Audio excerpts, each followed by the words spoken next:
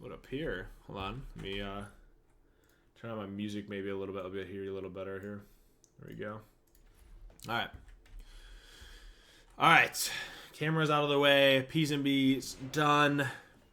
Both frontliners deciding to go Warriors Axe. Both teams electing to start blue. Nothing really spicy out of the ordinary. Outside of the Jormungandr, I'm assuming that's going to be a tablet first item. Right? Going into the book, T1 book, I'm assuming it's going to be a tablet. Looking for a little bit more bruiser build. I'm not sure how that's going to translate late, how that actually turns out, but we'll see. I am watching every set tonight. I'll be watching all 3 sets that were done. Yes, sir. There's only one set from week 1 that I wasn't able, or probably won't be able to watch, mainly because that wasn't spectated. Outside of that, we will be watching 3 sets. Got a lot ahead of me. Anyway, so Jormungandr tablet. I'm assuming that's where he's going to fit. Maybe even going into, obviously, a defense item directly following that. Obviously, being solo frontline. X-Ball, good poke on him, locking him down. Returned by the Discordia. My wife just slammed the door in my face. A shell, only one shell on the side of the E-Boys. I would have maybe liked to see more than one, but maybe we're just, you got to play a little bit passive, and hopefully that double frontline doesn't run away with pressure. That X-Ball's gonna have a really hard time living against their comp. I mean, I think once they get 2 shells, if not 3 shells online, because they put all of their marbles, if you will, into this one pot of grid locking so on with Krakenall, Odinall, Persephone Cage, and I think as soon as you hit level 12, I think that just immediately falls off. That's why I think Warriors are on a ticking time bomb, if you will, with this comp. I think early game they should run away with it, especially hitting 5. Their 5s are just significantly better. I'll be watching. Yes, I will be watching that, Frost. Hi, Greatest. How are you? X-Ball, a little interesting he's trying to cast over that wall. Obviously not reaching it. They just kite it away, so that's a bit risky. The Odin went blink, obviously, for that blink Odin cage. I want to see some value. He has blink up, and there it is. Starting off with the blink Odin cage. The Persephone ult just off the mark. Honestly, probably would have... we secured the kill anyway, so nothing really lost. Yeah, I'm not really sure what he does until they get Phantom. Like I feel like you have to play incredibly passive until Phantom's online for sure. Not able to secure it. Everybody walking away almost at death's doorstep. Getting good value. Obviously, that I think the Persalt contacting X-Ball probably would help lock down the Disco as well. For a little bit more damage output on that. Just the Persalt being a little off the mark was a little unfortunate. However, we did confirm the kill with all 3. I still think I need to see the Warriors run away with it, especially their comp, because like I said, once you hit that level 12, you have 2, if not 3 Phantom Shells, depending on how they communicate online late. It's going to be really hard for this team to lock this down.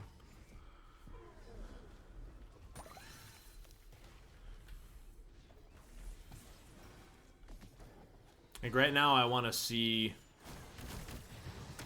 blue order or the E-Boys kind of just farm, get itemization online, get to those 2nd, if not 3rd Phantom Shells. I want to see this Jormungandr get item or tablet and then immediately upgrade that Phantom. More so for his team than himself. But we'll see. Because he's going to need defense online ASAP too, considering he's solo frontlining. Decent poke by the Odin. Good stun, jump in, hitting 2. Krakenall immediately locks down. There's that damage follow-up. See, this is the pressure I wanted to see right away. They're playing off the level 5s really well. Disco Wall not connecting. Obviously, the Krakenwall's falling down at a weird angle. Not able to get it on the top of it. Still returning decent damage. This is a good start. They need to continue to run with this pressure. I wonder how that actually turns out. Not able to connect this down after X-Ball dash. Purse holding a lot of wave clear / AoE damage with the plants. Well, then what are you expecting to see? Obviously, tablet picked up by the Orm. Tablet. I think the red team should just snowball this from here because they have a lead now. It's going to be a long time before that Phantom Shell's done. Yeah. I think that Phantom Shell needs to be done like right away. It needs to be done immediately. What's up, Squid? How are you? I do agree. Now that we have Tablet on Yorm, I think his prioritization should be that Phantom Shell. Like I said, for his team, less so for him because he's just gonna serpent out. But he's also gonna need defense if the other roster decides to just run at them because they're almost all completely damaged, right? Yeah, the thing is, they're gonna have double Thebes Spike like really stacked up because the Odin's like almost full Thebes already, so Yeah. he's like almost unkillable right now, which is a huge problem because he's the biggest problem for the other team. Yeah, and he's got that blank cage again. I want to see them get active. They have all three alts over. The Cabrakan has to back. Obviously poked out. Staggering backs here. I would have loved to see that fight immediately, but we'll see how they decide to pick it. Squid, I'm doing all right, man. We have 3 sets to spectate tonight from the BBC Joust League, so excited to do all of that. Pretty sure every fight is unwinnable for the next 10 minutes for Blue Team. I think until they hit level 12, they should never win a team fight here, right? You don't have Phantom Shell. You don't have an actual frontline or a defense, so... I don't even think once they get their shell that they're fine anymore because the Odin is never gonna die. He's gonna be full Thebes here in like 2 waves, right? So we're gonna have a full Thebes Odin and a 0 stacked tablet. We're so much weaker than them. Yeah, it's true. I don't think it's comparable. He's doing his best to keep stacking it. Obviously, the Odin. There's the Odin cage again.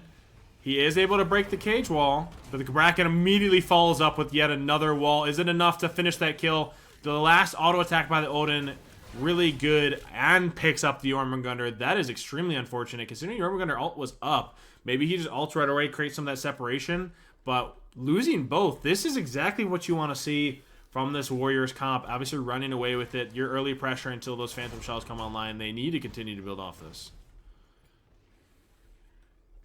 I love the utilization of the plants for the Persephone. Just wait for that combo. Contacts it. Is that enough, though? Do they get this kill? And she secures it with plants. Now I want to see them disengage properly. They give up red more so here, which I'm not necessarily thrilled about, but they definitely cannot die. Shell a little early. The Cabrakan should be dead, depending on if this Expo is able to contact. He does. That is a pickup. I think that might have been a little cleaner if the purse was able to communicate that pick or that plant.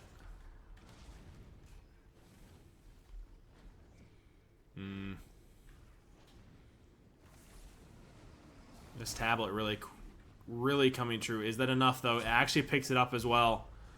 Purse alt from downtown, a little off the mark, but does he step into that? He does. The Jormungandr steps into range of the Purse alt. They would have gotten tower, and honestly, I don't think he needed to die there at all. That is unfortunate. However, they do secure T1. For having the pressure, the Warriors are kind of staggering, maybe giving up a little bit of lead and T1, so that gold swing, not what I want to see.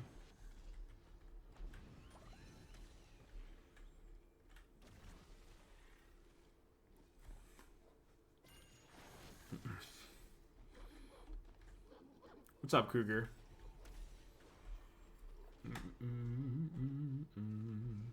Yorm is going prophetic too. So the Purse alt did contact the Jormungandr. It might have been the archers that dealt the last blow, but the Purse alt did hit it. What about that, Bolden? The Yorm is playing for super late game. He's going prophetic second. Yeah, he's double stacking from poke. Which might be the right play, honestly, because they're going to be... I don't think they win a fight for this. I don't think they should win early, right? I still like the... I love the Yorm pick into this, though. You just... They won a fight, which they probably shouldn't have, but they did anyway. Yeah. Agreed. I think that E-Boys only scale, like, better and better as this game goes on. Disco passive, X-Ball, AK, and ADC. You have Yorm double stacking, and, like... The Warriors, I do 100% believe, are on a ticking time bomb with this comp. They have to win all these fights early. And having a T1 down, they might still have a lead, but they still need to capitalize on how these fights go. I think right now is probably their strongest point of the game. For sure.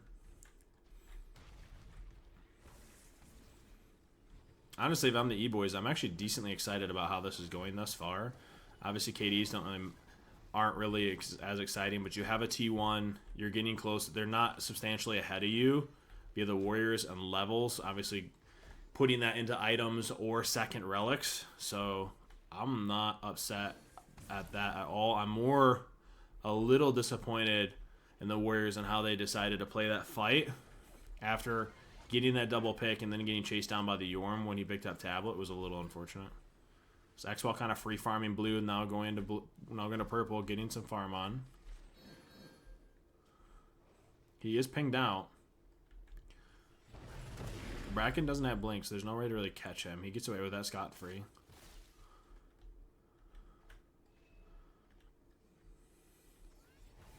I'm not thrilled, though, by the Jormungandr still not picking up that Phantom Shell. And for example, just like this, he did eat the ult. He should still die, though. The shell was enough to get him out. Not enough damage together to combo for that. I'm actually kind of surprised that they weren't able to kill the X-Ball there. Maybe just because the Purse was casting the Jormungandr, a little bit miscommunication on target selection. So they did gridlock the both front lines able to do that, just not enough damage and that shell getting off by the Yorm. I still want to see this Yorm pick up that Phantom Shell ASAP, and then see one if not both of these DPSs picking up a Phantom Shell. Frost, for the Slash tournament, you sign up as a 3-man. So when you play in the Joust League, it's single signups into a draft, but that tournament is a 3-man sign-up. So you can take your team, try to find a 3-man, all 3 have to be subbed, etc. Obviously, if you're subbed, you get access to the Joust League and the tournament. And eventually other stuff that will be announced soon. There'll be a lot. Ward coverage already setting up for the E-Boys. Obviously in this choke point preparation for the X-Ball. The second relic, AK Shell, picked up by the X-Ball already, hitting that level 12. What relics do you want to see on the side of the Warriors, maybe getting on top of this building? What team is the Warriors? The Warriors are the double front line. Kabrak and Odin. I want to see double blink. I think it's going to be hard to get on top of them. So get the Kabrak and a blink. What are you putting on the Odin? Could be another shell. Yeah, it's probably just another shell. Another shell, maybe a horrific. What do you think of horrific there? Horrific would be okay too. It doesn't do a ton of disco, but I think they might just like apex the X-Ball every fight, honestly. So I don't think double shell or because horrific doesn't do much to him too, because he can just dash it, right? Yep. Yeah, I'm not thrilled considering we have kills on the side of the Warriors with the Kabrak and Odin, but it hasn't translated to much. Only, what, less than a 2K lead? Yeah. Just under a 2K lead. This is actually a great place as the E-Boys catching ahead. I'm not thrilled. Good strife. Decent damage. I want to see how they decide to play this to actually get ahead. I just think this is a big draft diff to some degree. That Yorm should shred through these ults with breath. So I don't know. Do you think we force a bullfight, obviously with this pressure? Maybe somehow bait it a little bit? Try to get him out of this tower? I think red team should be forcing everything they can right now before Disco gets Obsidian Shard online. Gets Obsidian Shard, you get both relics, upgraded Phantom. X-Ball already got Phantom. We haven't gotten that upgraded shell off the Jormungandr yet. I think it's a misplay that the Disco isn't going Shard third. Instead of Staff Meridian. Yeah. Especially in they the have double front Onis line. already. Yeah. I'd agree with that. You want that percent pen online, especially for that magical D. The double Onis is a little interesting. Maybe I'm not thrilled with that itemization. A big strife contacting a Purse. Is this enough? Did they decide to pick this fight? Purse ult from downtown. Contacts 2 out of the 3. Immediately destroyed by that Yorm Breath. Just like we talked about. That should confirm red. And possibly, depending on how poked out they are, maybe get this X-Ball on Bull. He has Ozzy. They elect to not go for that red. Warriors aware that they're stepping up. How do you decide to fight this? Persalt is down. X-Ball gets about half the health off Bull. Elects to drop it as Odin steps in. He's Ozzying off purple, so he's almost full health. I don't see this getting better late at all for the Warriors. I think Shard is the turning point for the team. I For the think they're disco. stronger at that point. Do you Yeah. think you would have recommended that in third item slot? Obviously going for that big spike in percent pen. Yeah, I would have. Okay. I think against double frontline you do. Does it look like it was elected for the 40% CDR more so, but into a double tank that doesn't find as much value as versus the percent pen? Yeah, I think if you're against double squishy, the Muradin's fine. But You did get the double blink Bracken and the Odin. However, will they have the chance to initiate? Good initiation by the Jormungandr. Decent poke. The tanks are all in the Jormungandr versus trying to get on this backline. Gets an Odin alt on top of the X-Ball. Different targets, though. Jorm alt forced. Looks like X-Ball beads as well. He still has Phantom Shell on the X-Ball. X-Ball didn't feel threatened. All 3 shells are up. The only relic lost was the X-Ball beads off of Otis Thumb. Honestly, that's a huge trade. And big favor toward E-Boys. Has 1 alt still up, aka Disco alt. All 3 alts down for the Warriors. Only 1 relic loss. Obviously a net win for the E-Boys. They're still healthy. Maybe he catches that engage. Big disco cast on top of the purse. Do they elect to chase this down? Jormungandr does not have ult, so that doesn't have a ton of chase potential. I would like to see E-Boys kind of clear this wave and immediately push Bull. 2 of the Warriors are half. Both elect to back, though. Maybe looking for more of that itemization. Disco going into that T1 option, like you'd mentioned. I think as soon as she hits that, those tanks are going to be feeling it.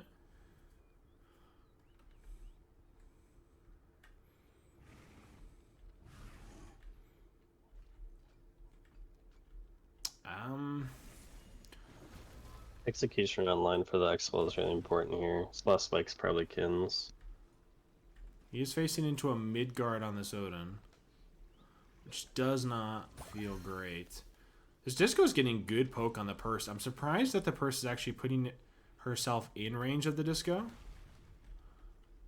Obviously, that Jormungandr is trying to stack as many of these tablet and cloak as possible.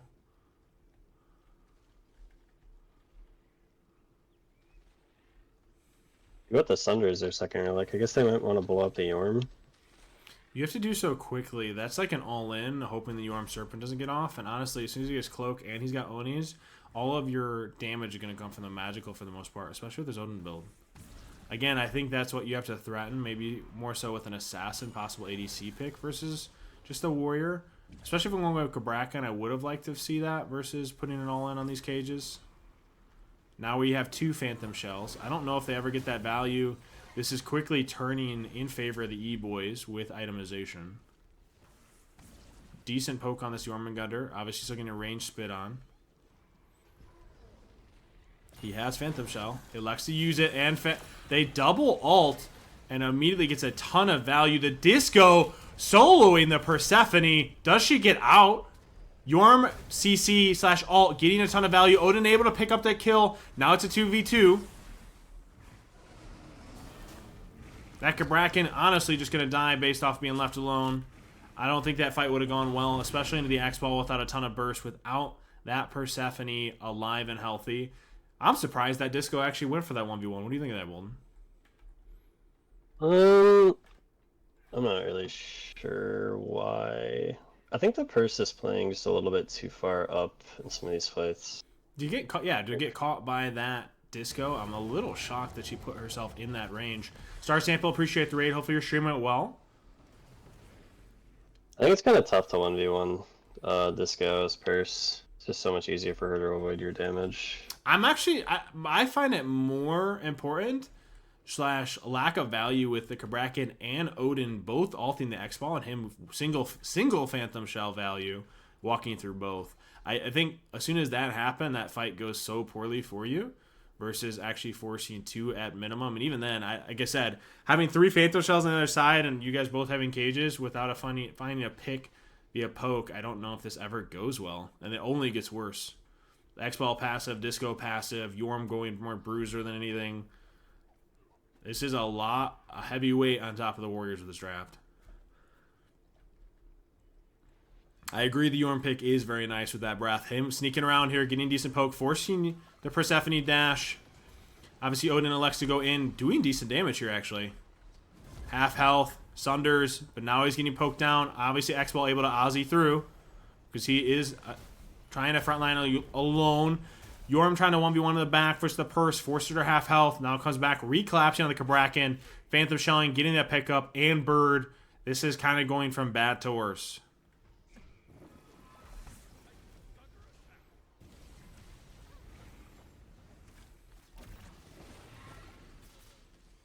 Decent poke on the X-Ball, forcing them back. Titan is half health.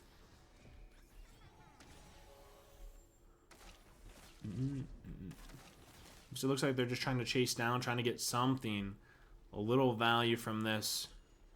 X-Ball already back. Cabrakan's substantially underleveled. Maybe looking to go into that mid guard last slot. Possible Sav. I would assume that'd be a double mid guard. It might be a little too late. X-Ball feeling confident enough to step up alone. There is nobody here. You do have Cabrakan Blink. He does have Phantom Shell. Does he elect to do this? Obviously, seeing that no one's here.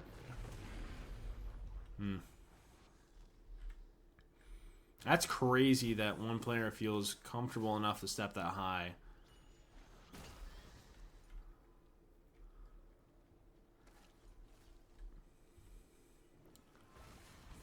Just a little off the mark with that Strife. The jump in. One Phantom Shell force. Yorm immediately half health. Forced to ult.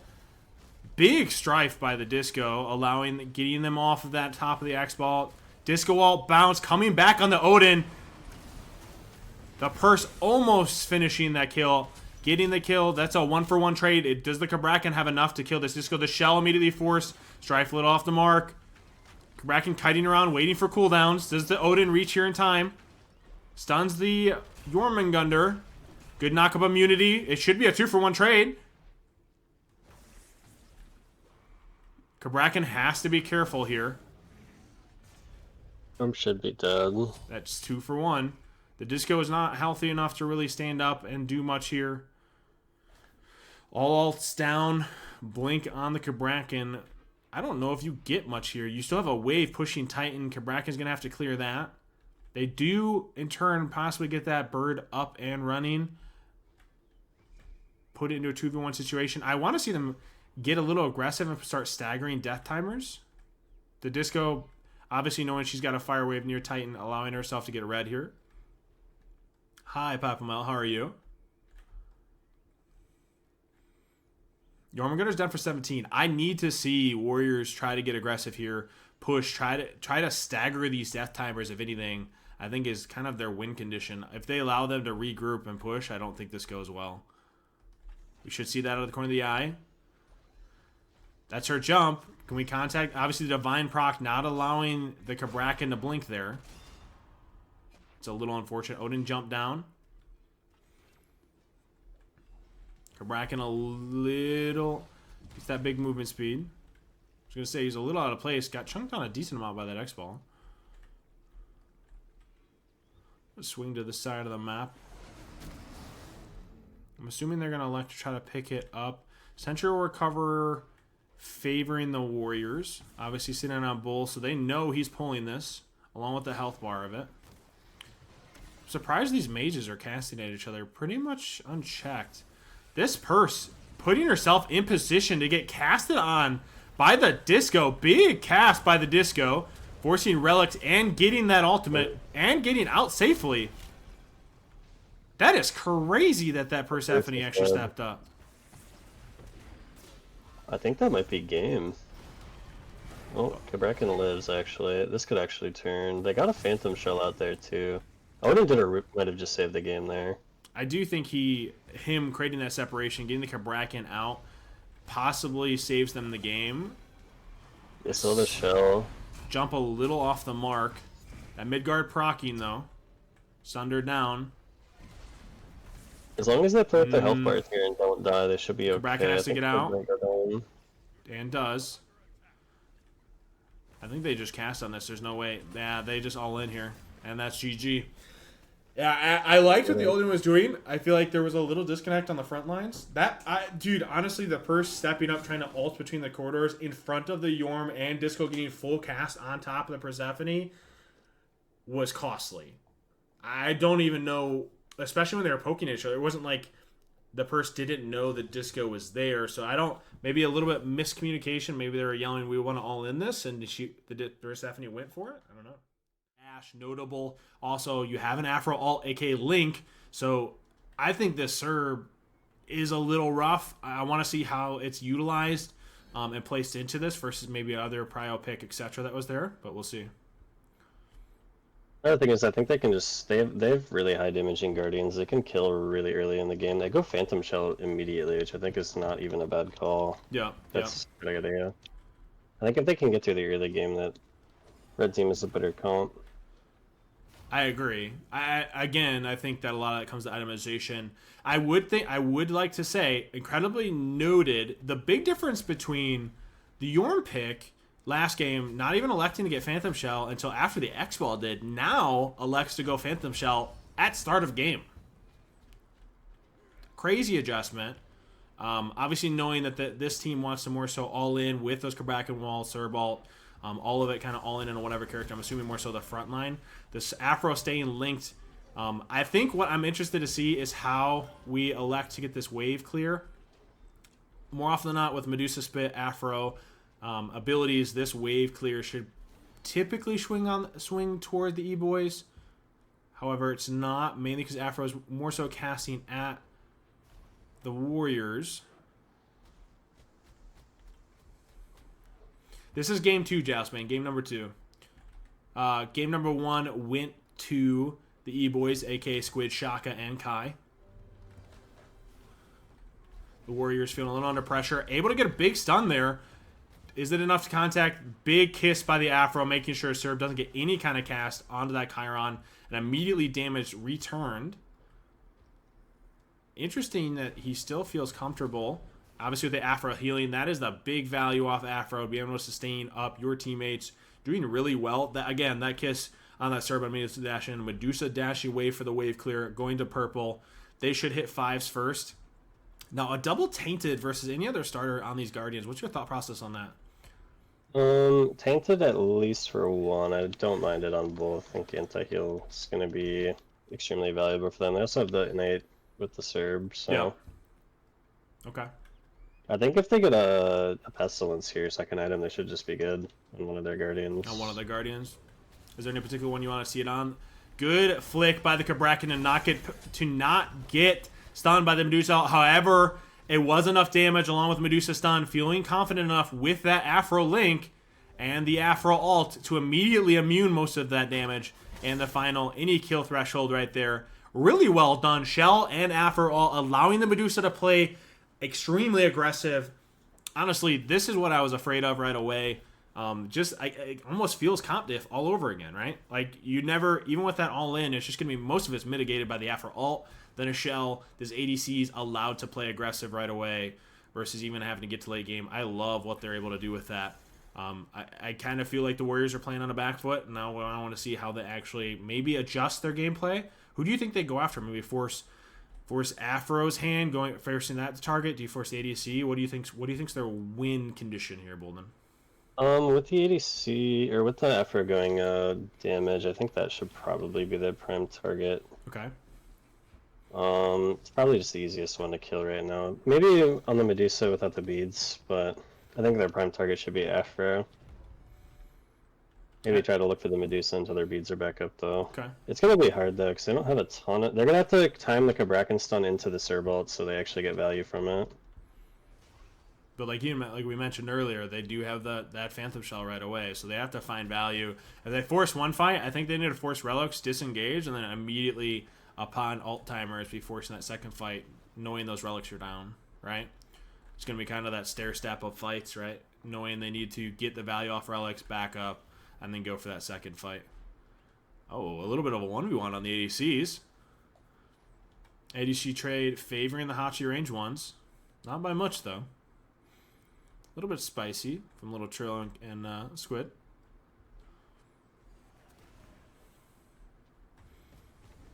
both Thieves on the side of the Warriors, aka the Guardians. Only T1 for Shaka and the E-Boys on the Guardian. It's going to be the big problem with going Phantom Shell early, is that they're going to have a really weak spike here in a couple waves when they get their Thieves stacked. Yeah, no, for sure. There is a slight advantage on the side of the Warriors. There's the alt, there's the Afro alt in response. So you get all 3 alts, Blink alt for all 3. I think that's a big trade. Those are the kind of things I want to see. Finding that decent value, you're getting all 3 alts for just one Relic alt, right? So that's a trade favoring the Warriors. I'm good with that. Now the issue that you run into is we back. Now we have to re-engage, and they still have Phantom Shell. I don't know. Even then, I'm really favoring a big swing, even though that was a good trade on the side of the Warriors. If they have kill potential, even still. That range poke on the Chiron onto the Hachi's got to be miserable. I will say it's notable. Medusa elects to go the ability base. Obviously, the ability base damage scaling was the one that was buffed. The Gabrakan looking for that fight. Now they're a little sectioned off. It's a little rough though. Even if you got the lockdown AK alt on the Chiron that he has Phantom Shell, I don't know if you ever get that kill. I think the only time you would have gone is the ability to maybe catch the Medusa Persephone here, separated from the Chiron, knowing the Phantom Shell wasn't there. Probably the best chance they would have had in that fight.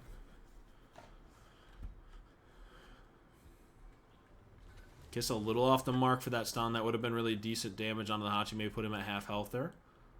Obviously, Hachi range one's a lot off the mark as well.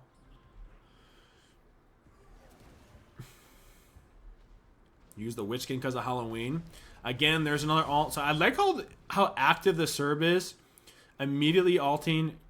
His alt is what they're using to force ultimate. So obviously 2 alts, Medusa and Afro for just 1 on the side of Serb. However, he is the one poked out with the Afro healing.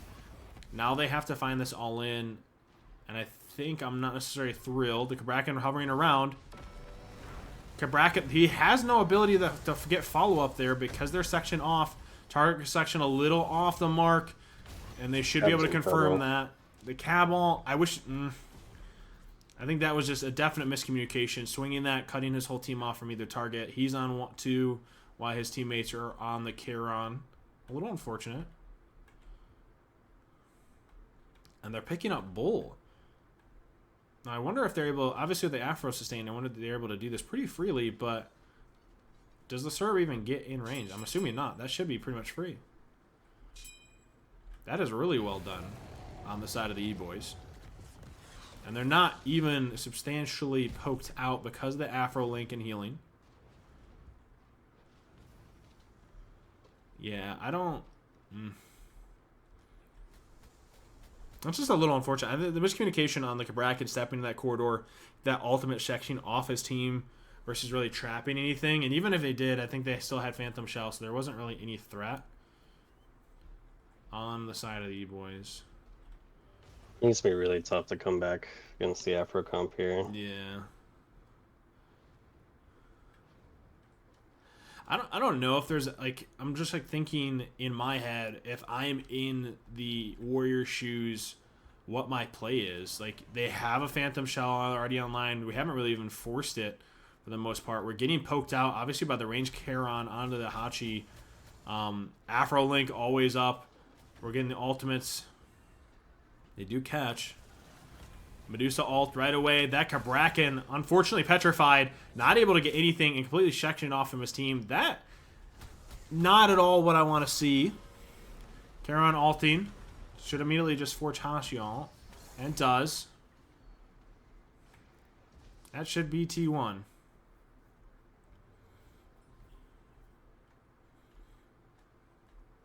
I don't know if there's ever a win condition back into this because of how it's been played. I definitely think they put themselves in a bad situation with just comp.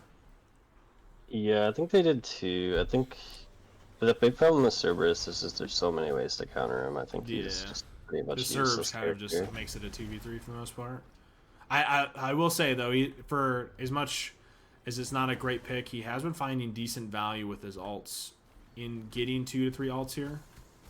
And just not, he is getting full breath off there. Stunning on the Medusa.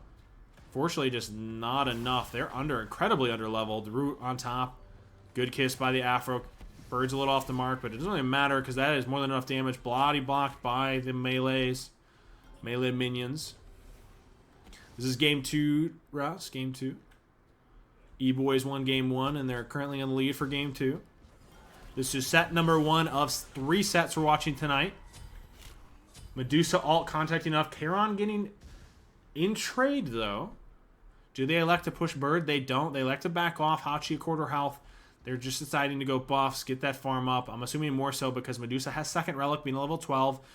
I wonder how close Afro was to level 12. Maybe looking for other buffs to get that level 12 for second relic as well would have been a really good design. She did elect to go Lotus here, right? Obviously for the healing and the shield.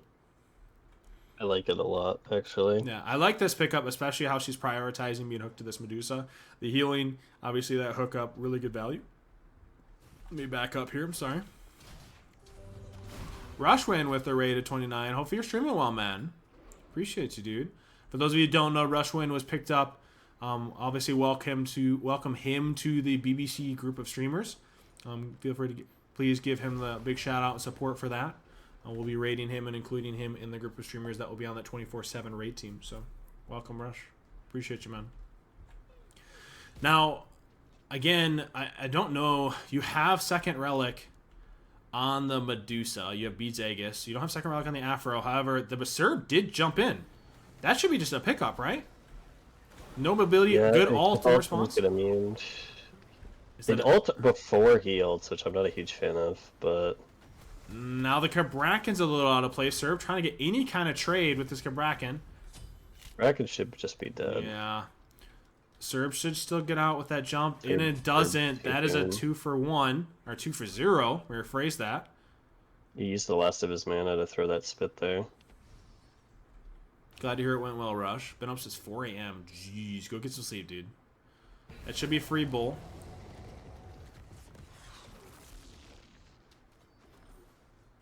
What's up, Max? How are you? Now, I'm assuming they're just going to clear wave him back here. Maybe the Afros decided to heal up a little so they can just push with those death timers. Obviously, they're just spawning. GG go next. It was a pretty rough spot. Oh, no, what? I'm pretty sure this game's over. I think they can force Phoenix pretty easily here. I think they get Phoenix for free. It's just a matter of how I Warriors don't think decide to play can do anything. Not at all. See, the problem is you still don't have second relics, and the Serb. I'm honestly surprised he's getting his full breath off. Kiss a little off the mark to stop it. However, it doesn't really matter because he doesn't have the itemization to really do a ton of damage or find that effective anti-heal. That Lotus coming in big. Medusa alt dash. I think if she connected that dash, that Hachi is 100% dead. Maybe. Obviously lacking alt. Cabraken alt. There's no real follow-up as far as damage from the Hachi. It might actually be enough. Gets alt off, however. They're getting incredibly poked down via this Medusa. Afro switches links to get some health or healing on top of this Charon. That shell allows them to survive. Now they can be the aggressor. Possibly Medusa looking for that 1v1. Aegis to get in range. Dash. Root. Oh my goodness. The trade. That should pretty much be GG. Yeah, I think the biggest thing is they don't have pen in that fight, and the only pen they have in their whole team is Serb 2, so they just can't kill their tank. No, their tank and then the Afro healing. Even with the, I don't even think they have enough to get through without pen. They're under leveled. No relics. That should be just GG. Cabraken trying his very best to try to get anything out. Full set goes to the E-Boys, aka Squid, Shaka, and Kai. Congrats on game or set number 1 of the season. Obviously, this is week 1, and this is the first set of tonight.